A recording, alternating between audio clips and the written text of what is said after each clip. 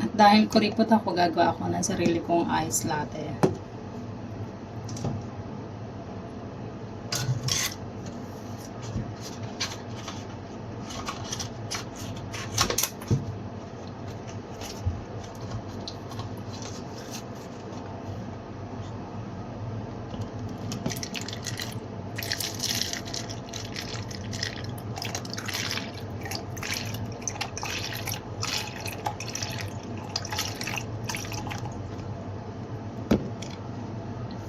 Tapos, tigyan natin ang ice.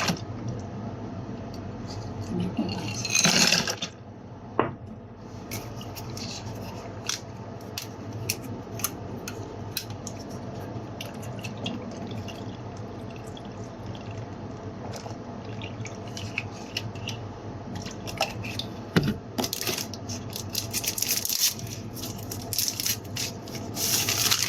Diba?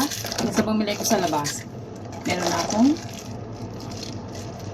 coffee latte, coconut latte. Diba? Galing ko, diba?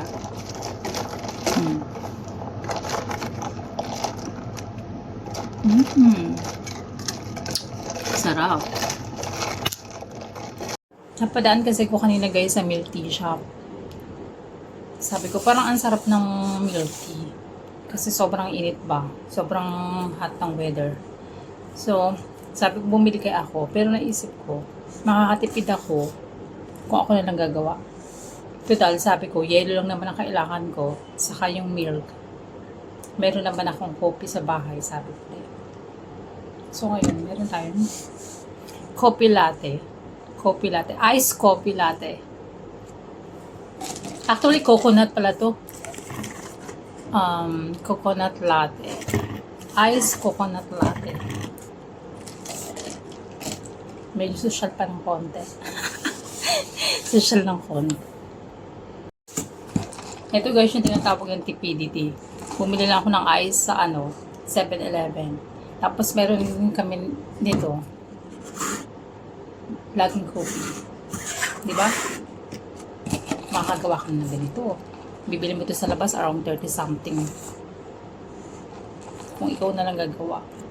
Nakatipid ka pa. Ito yung tinatawag na TPDT. TPDT. Diba? Sakto, may straw ko dito. May straw ako. Tapos itong ice ng 7-Eleven, merong butas din dito. Parang mo nang binili ito sa labas.